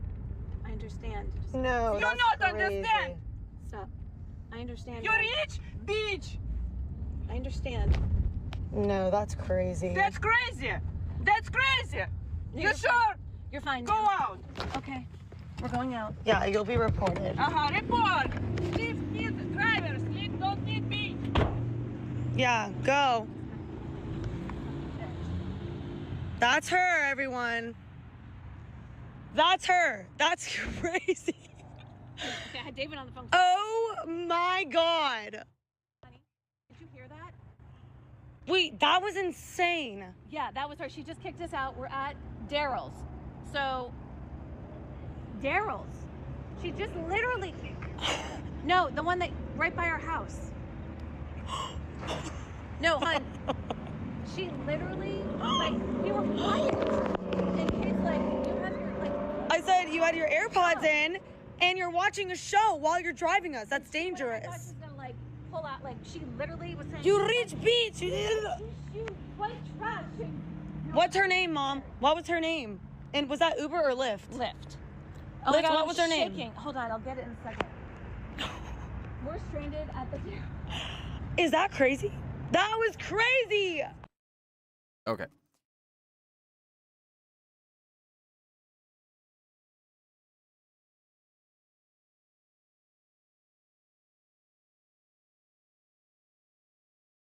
I get that you don't make shit money driving for them. So why are you driving for them? Well, she's probably driving for them because she's illegal. A lot of appreciation she has for being allowed to be in this country. Yeah. I'm gonna withhold my statements rather than get kicked off of YouTube again. Let's go to this one. About I don't know about other doctors out there, but for the first time these past few weeks, I am truly feeling that our days are numbered because of AI. And that is because at least my patients are coming in with very, very difficult questions. They're high level, very granular and nuanced type of questions that I had never been asked before in previous years. And they are coming in with way more knowledge about what's going on with them. And they are, I feel like, using that to at least kind of probe the doctor, at least me, about like how much they know. And I think they use like these questions to kind of gauge their competence, because they're using these AI chatbots to get a lot of base information that they would get from their doctor. So now they're entering the office visit with the next level of questions. And I just don't think doctors are going to be used to that, especially if you kind of been coasting for a while, barely keeping up with your CME, or maybe you're not in academics and you're not constantly staying current. And you know, and I'm not saying that just because you don't know some random fact that you're not a good doctor, but I think real or perceived, patients are going to use this as a measuring stick to see how good their doctor is. Like, for instance, I was asked just the other week, what the incidence rate is for retinal detachment in the United States. And I've never been asked that type of questions. I don't think patients typically ask about epidemiology. And I was like, 1 in 10,000, I think. And he was like, yes, that is what I read as well. And I just felt like I was in the hot seat and I was being interrogated or pinned by an attending. And I think that's fine. I'm all for like patient autonomy and being able to vet their doctor, but I think this is going to have an unfortunate unintended consequence of eroding trust between physician and patient, because it's already strained to begin with. And just now with AI, I think patients are going to realize that they can get a lot of stuff that they need from their AI chatbot. And with that, the level of expectations from a real in-person human doctor is just going to go even higher, because what can you offer me that I can't already get from my phone in 2 seconds for free? So there's lots of different things here. First of all, a lot of doctors do just coast, and a lot of doctors are arrogant and will not consider that they could be wrong. And so it's a great thing that we can now check them on that on the spot. The other thing is, a lot of basic medical stuff, it's just math in a sense. And I'm using this as an analogy, not as a literal thing. I don't mean it's literally math, although it kind of is as far as drug dosage and all of that stuff. But it's math in the sense that 2 + 2 = 4. This symptom plus this symptom equals that, right? And there are a whole host of things that's not true for. That's where we need a doctor. But the fact is, the medical system that we have in the United States is created on a lie. And it's part of the reason that it's so expensive. This extremely ballooned after the ACA, but it's gone back much farther than that. The fact is, for a long time now, and matter of fact, I want to find out exactly when this is, because I've talked about this many times, but I've never actually looked up exactly when this took place before. Let me pull up Grok here.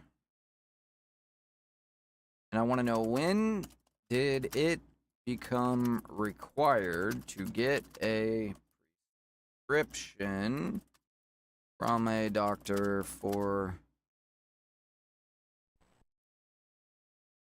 most medicines? I'm trying to think of how to word it, because obviously there's probably more than one time exactly. Durham-Humphrey Amendment 1951. Congress passed the Durham-Humphrey Amendment to the Federal Food, Drug, and Cosmetic Act in 1951 and formally divided drugs into 2 clear categories.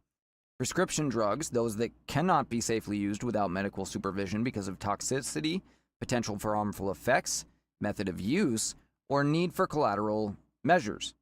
They must carry the label, "Caution, federal law prohibits dispensing without prescription." They can only be sold with a valid prescription from a licensed practitioner. And then over-the-counter drugs, those deemed safe enough for self-medication with adequate labeling directions for lay people. Again, this is supposed to be a free country. And while I do believe that you would be stupid to, say, order a heart medication online without ever going to a doctor and only talking to an AI chatbot, because remember, an AI chatbot can't check your vitals and stuff, although you'll probably be able to do most of that at home pretty soon. And anyway, order it online without ever going to a doctor and just start taking the shit. That would be stupid. But all you really need to do is maybe go to a doctor. He says, hey, you have this, high blood pressure, whatever. You really should start taking medication for that. These are the types of medications. Put that aside even. Let's say you have an infection. This is a better example. So just scratch that first one. Let's say you have an infection. You've had an infection many times in your life. Let's say it's a tooth infection, right? You've had many tooth infections in your life. Every time they prescribe you amoxicillin, you know that's what you need. Why shouldn't you be able to just go to a pharmacist and say, hey, I have a tooth infection. I need amoxicillin. I am, a 65-year-old female. I weigh 115 pounds. I need a course of antibiotics.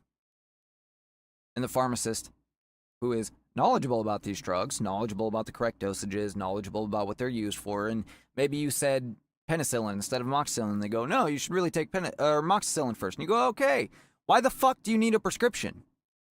You've taken it 100 times before. It's also your life. And if you're unsure, then you can go to the doctor. The fact you have to go to the doctor to get a permission slip to buy a medicine is really kind of insane. And it's created this system where half or more of the reason and times that we have to go and visit a doctor is just for permission to buy something we already know we need. And God forbid you were on I don't know what it is, Schedule 1, Schedule 2 drug, or Schedule 3, whatever it is, and you have to go and get permission every single fucking month to get the same prescription you've been on for 30 fucking years. There's no reason for it. You should be able to buy anything from the pharmacy as an adult yourself.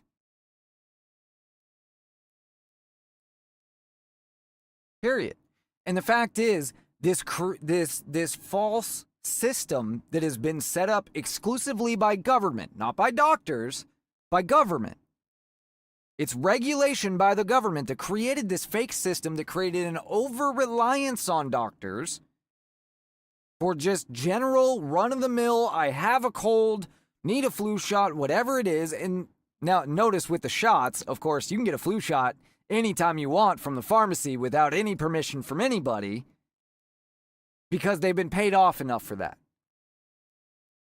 This also has given the drug companies an immense windfall because now they have a protected market. You can only get their product through your doctor. And so now they can market to your doctor and pay him money to only prescribe you what they want prescribed to you, which is a whole nother aspect of this system. Then, with Obamacare, and there's many laws. I don't mean to pick on Obamacare specifically because while it's responsible for the insane cost that we're paying today, it is certainly not by itself the only problem. It is the one law that we can point to and say repeal all of it. And it will only do us good. But since Obamacare, you also have the fact that a bunch of admin bullshit has been added on top of that. So now when you go see a doctor, simply for permission to buy a drug you already know you need, you also have to pay an exorbitant price to an insurance company that you don't need insurance from in order to pay not the doctor, but the 50 administrators that have to file the paperwork. And when you talk to the doctor, he spends his whole time staring at his computer screen like this because of his reporting requirements for the fake insurance that you were forced to buy. And I didn't mean fake insurance. It's real insurance, but it's bullshit insurance. All of this has been created on regulation, not on actual need. It was always going to collapse, and it will. And AI might be the thing that finally does it. Because you don't need this 9 times out of 10. When you do need a doctor, they won't be so fucking hard to find, for one. And 2, you probably need a specialist. Your average general practitioner overwhelmingly only has a job because you have to go to them for permission to buy a drug you already know you need.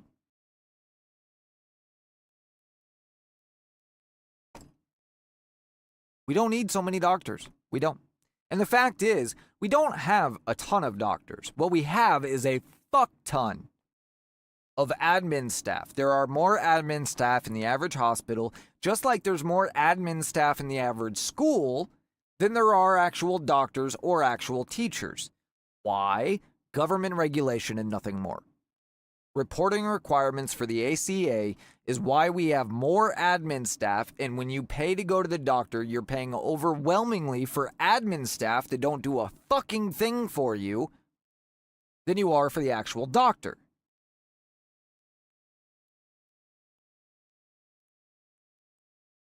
And look, doctors, this isn't on you.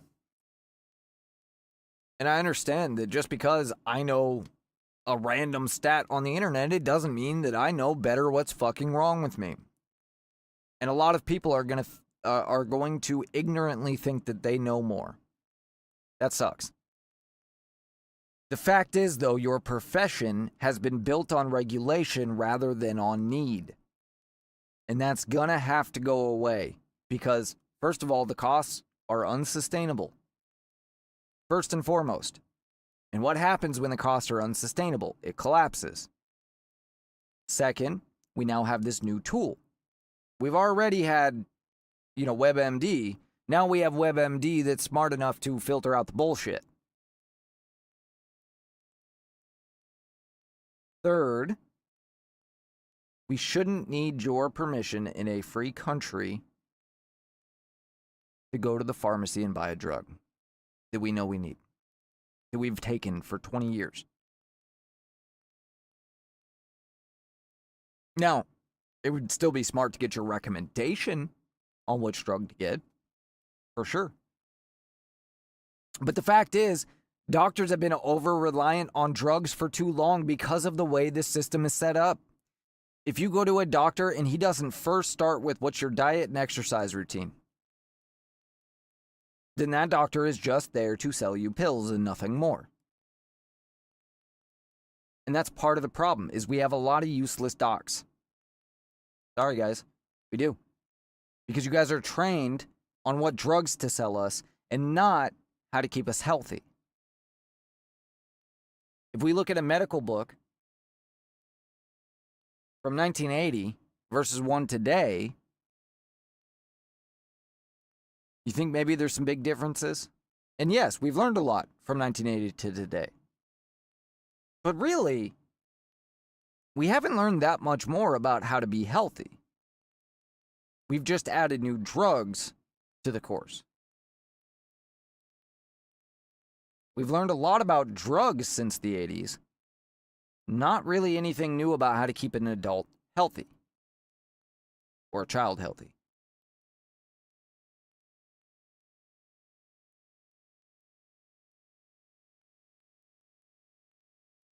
The fact is,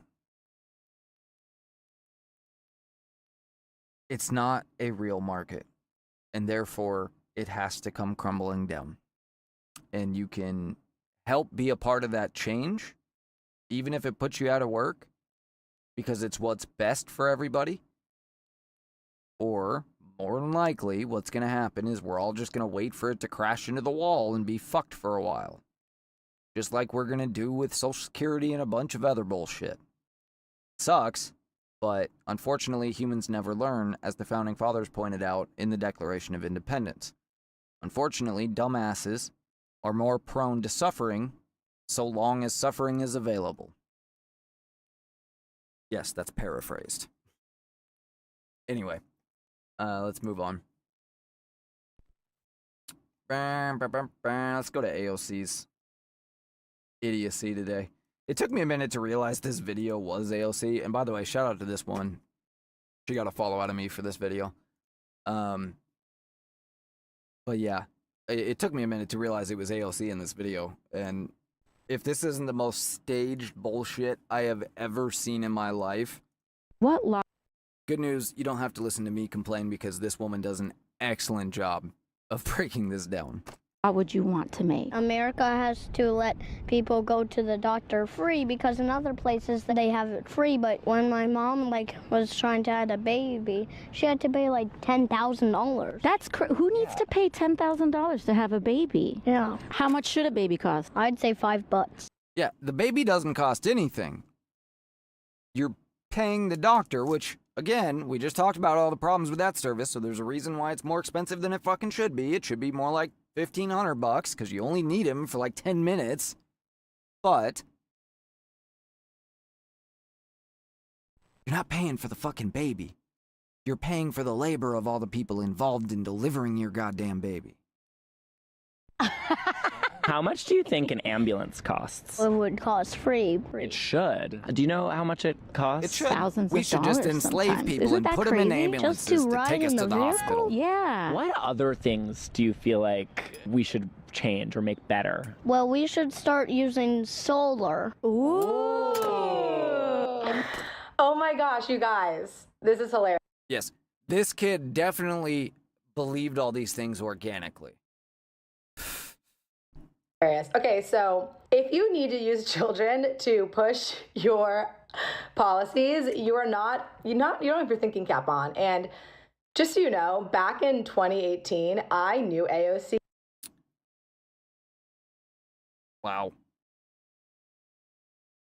That's impressive. We had the same politics, and since that time, I've grown up and my critical thinking has turned on, and I don't go to 6-year-olds for policy advice.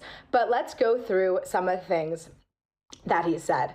So first of all, the reason healthcare is so expensive is not because the government is evil and greedy, and because the rich don't pay their fair share, but honestly, it's because the government has gotten involved in our healthcare. Just taking a look at this chart, you can see how much healthcare has increased over time, the cost, compared to other items. And what you notice...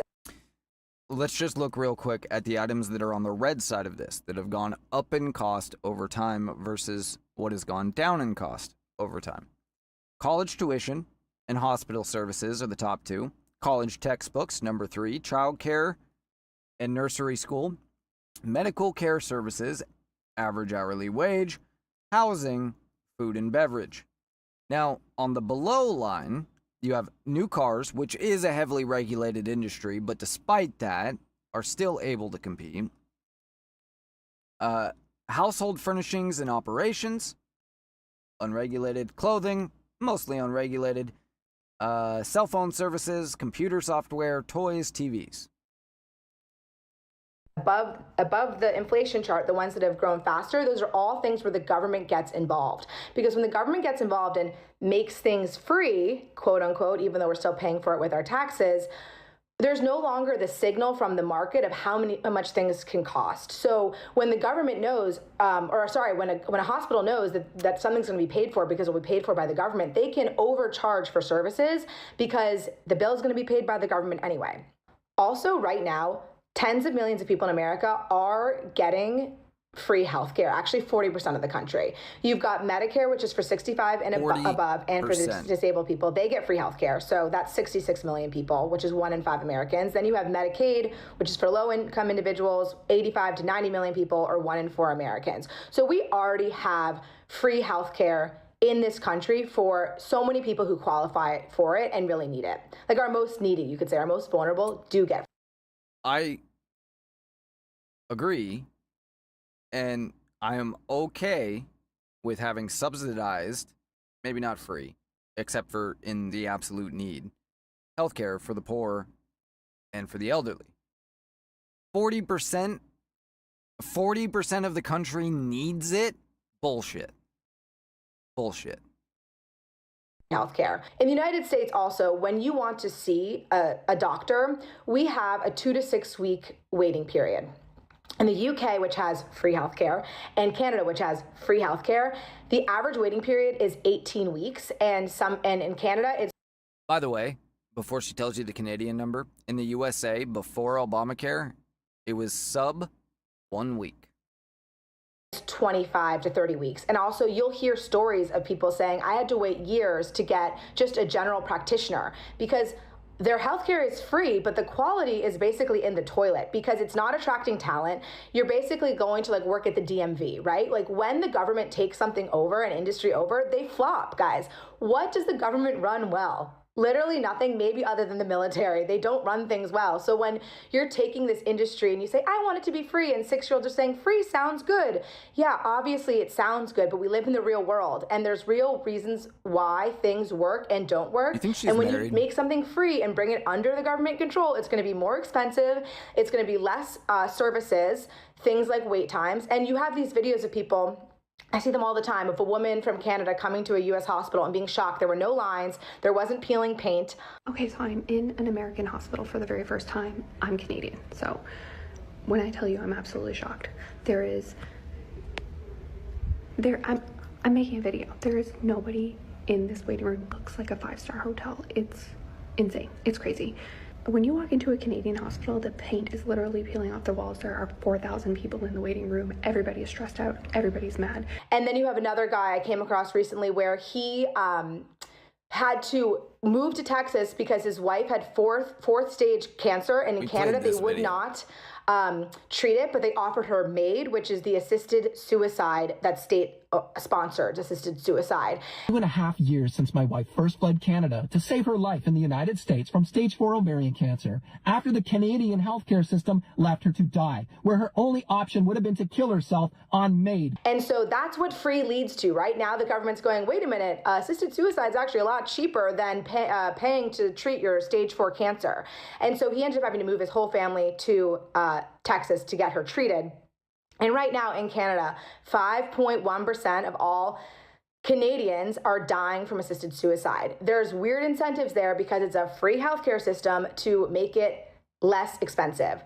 So all this is to say, I don't think the American system is perfect. We have a lot of issues. I think the insurance system is very predatory, and I think a lot of people are overpaying and not getting what they deserve. So I'm not saying that our system is perfect. However, free is not a solution. And that's why she had to have a 6-year-old tell her what he wanted. And then he went on to say solar. Hell, LOL. Knowing my content, I'm like dying. Of course the kid wants solar and free healthcare. I don't really think there's anything for me to add to that. So there you go. We'll just let that be. I just thought that was funny. I don't know about all right, let's see. So 2 more videos for you, and then we'll get out of here, because I know I'm not adding a whole lot to this at this point. It's already been a long day, but every now and then I get the occasion on this show to be consistent in my values, despite the fact I disagree with something. This is one of those instances. So I'm going to play this here, and then I'll explain what's going on. And so going to that point that you just asked, so how do you propose the court balance your request for a potentially large, a long delay against the constitutional rights of victim representative Ms. Kirk? 6 months is the delay. In her right to a speedy disposition of the case. For example, I noted in your motion you stated that your DNA expert needs, I believe it was 6 months. That was her estimate. And so how do we balance that? And I appreciate your statement, but going to your statement as it relates to Ms. Kirk's right to a speedy disposition of a party outside, right? Not counsel from either side, but it seems like we're going to be held to the timeline of somebody outside who's an expert who's saying 6 months.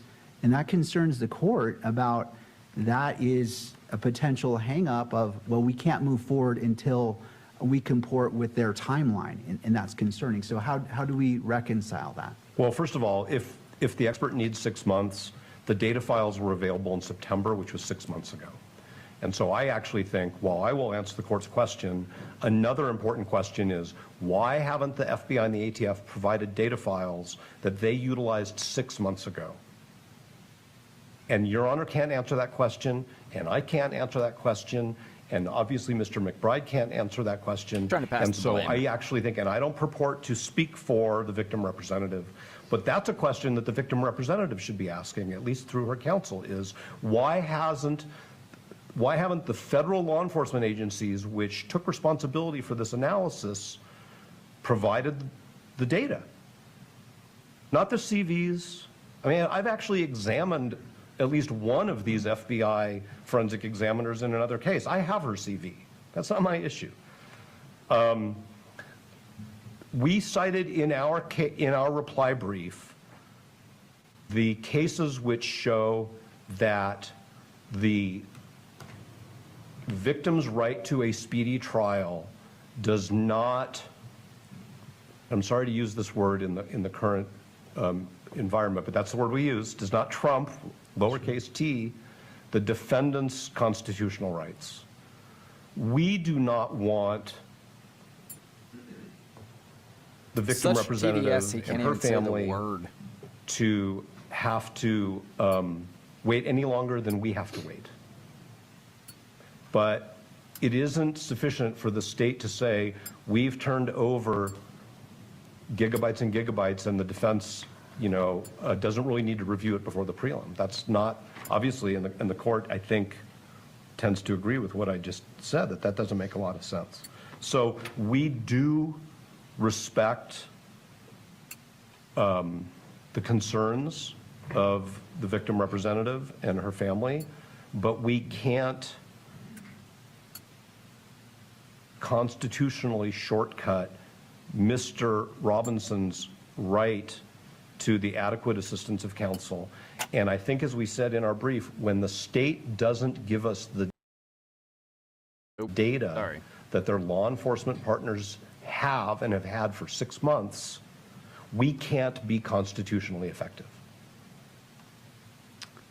And, and again, I keep talking about Mr. McBride because I appreciate his advocacy, but if the state didn't want to have to deal with Article 1, Section 12, the concept of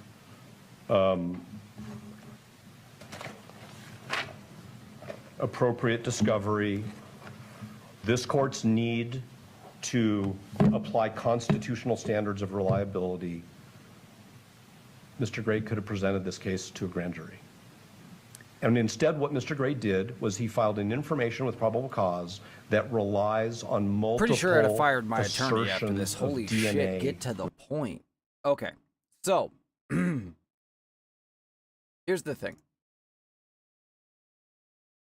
This is, if you couldn't figure it out, this is Tyler Robinson's defense attorney talking to the judge about why they need an extended period of time to wait on this DNA. And what he was saying earlier, as far as the FBI had it 6 months ago, and so why aren't we asking that question, is they could have given him the information needed to get his expert ready 6 months ago, and they didn't. I have no sympathy whatsoever for Tyler Robinson. Zero. None. He's innocent until proven guilty. That's all he gets from me.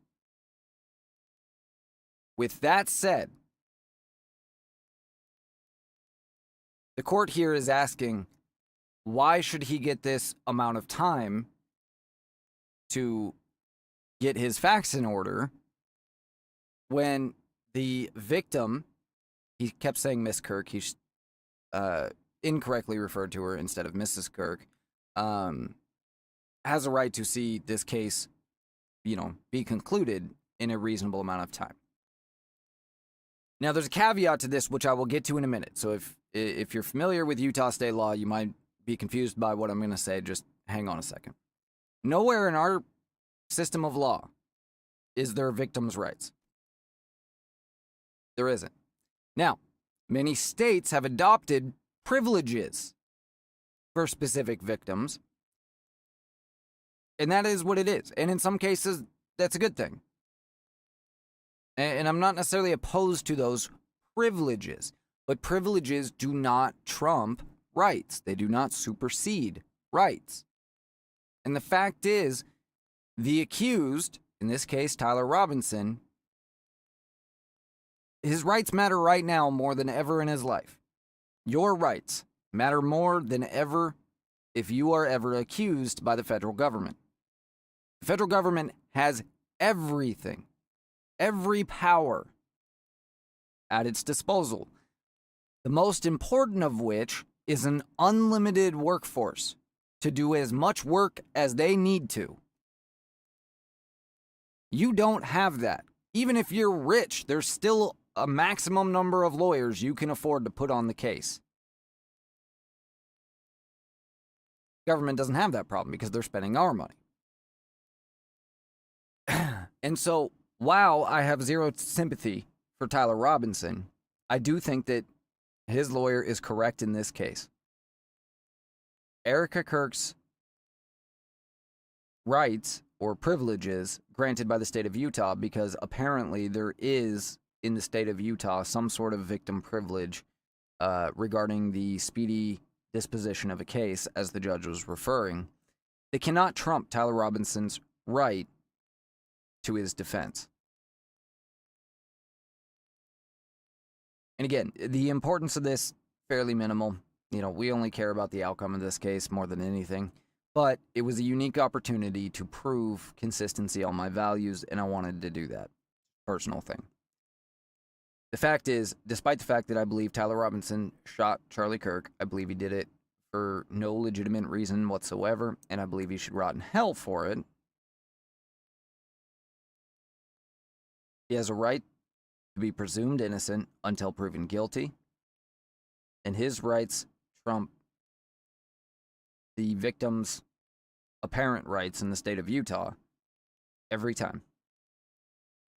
Aside from that, it opens him up to appeal. So, even if you're just looking at it as in, I want this kid to fry, let him have everything he needs to make his defense, because otherwise it opens him up to appeal.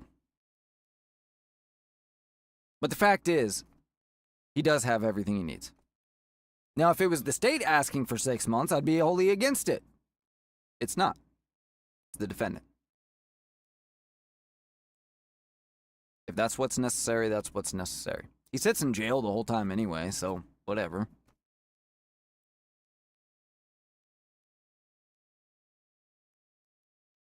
Anyway, let's go to the last video, which is, we'll end it on a lighter note here.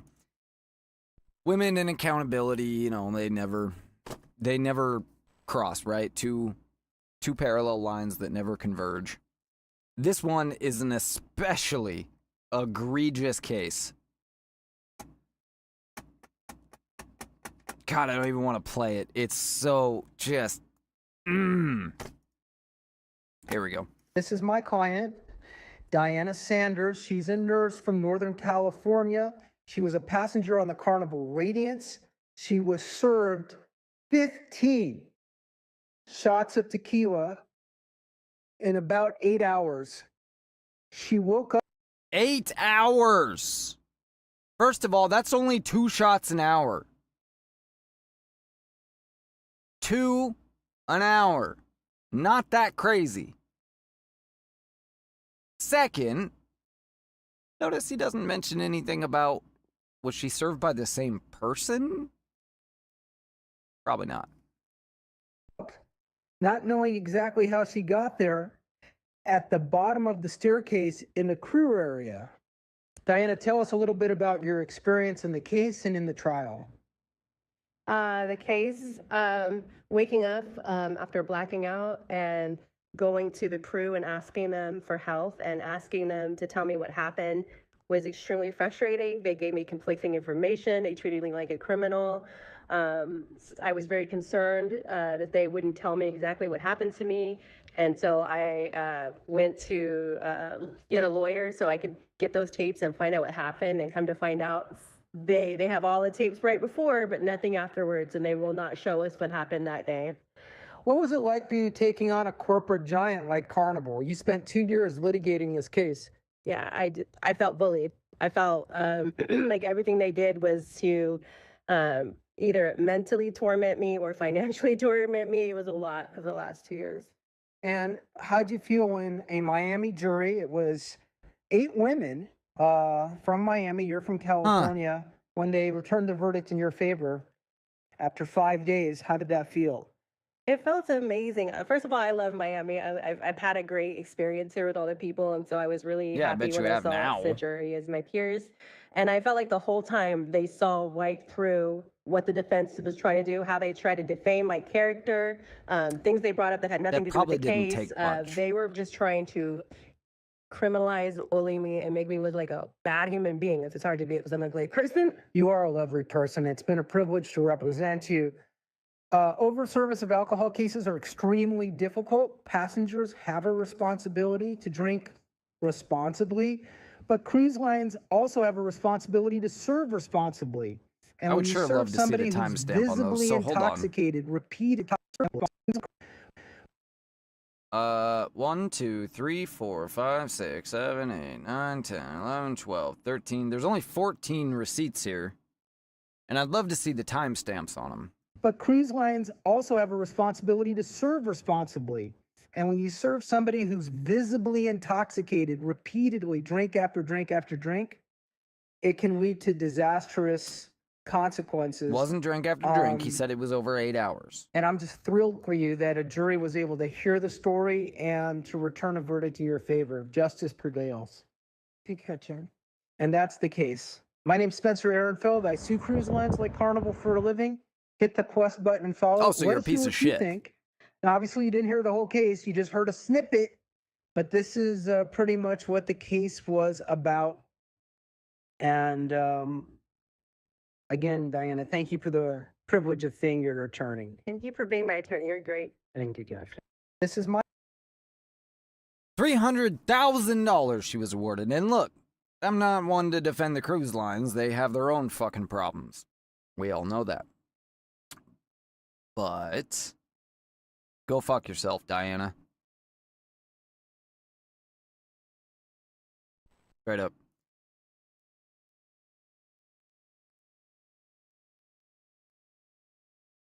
Just keep in mind, the next time you go to a bar, the next time you go on a cruise, especially, and they refuse to serve you more than 2 drinks in 24 hours, you can thank Diana for that.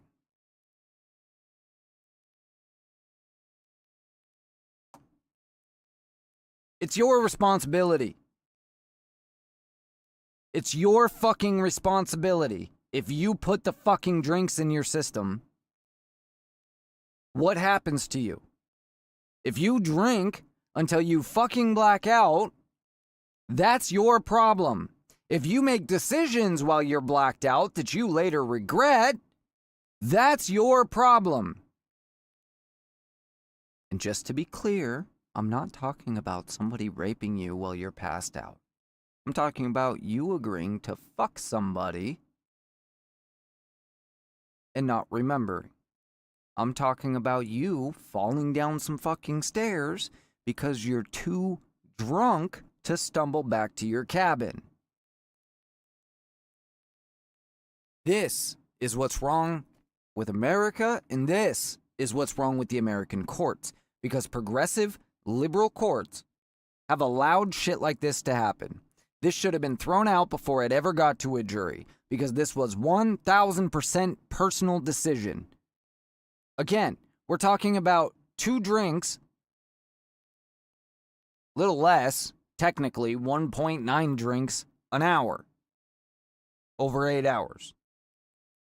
She probably didn't get them all from the same person or probably even the same bar. She probably went to multiple places.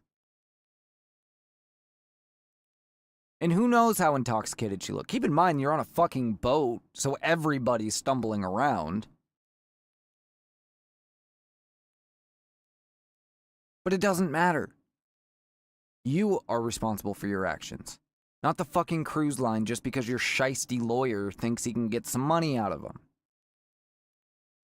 Take responsibility for your shit. Because you're fucking everybody else by doing this shit. You are ruining this for everybody by doing this shit. I don't give a shit if somebody wants to get wasted on a cruise. Good luck doing it now on a Carnival cruise, though. Thanks to Diane, they're going to have a hard limit. I just don't get it. And so going to that point... California nurse who was served 14 tequila drinks in 9 hours, according to this one. Lawyer said 8, but never trust the lawyer. On a Carnival cruise has been awarded $300,000 by a federal jury.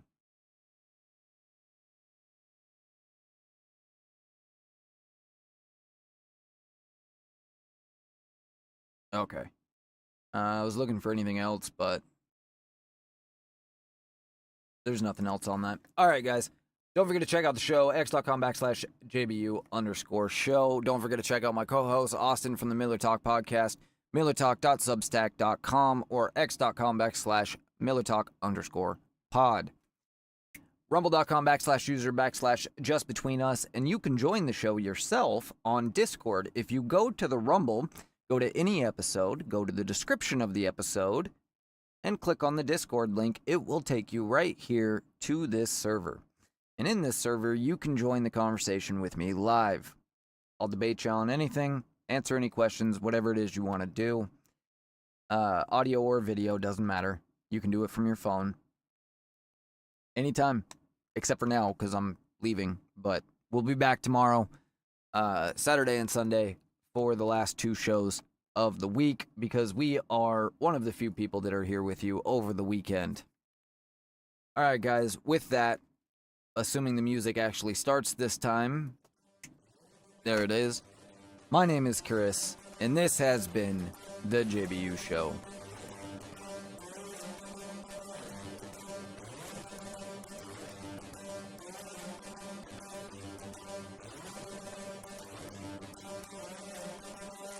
Bye, bye, bye, bye, bye, bye, bye. Wait, I want to be a little bit louder. Yeah. This is only between us. This is just between us. This is between us. Perfect, perfect, perfect, perfect.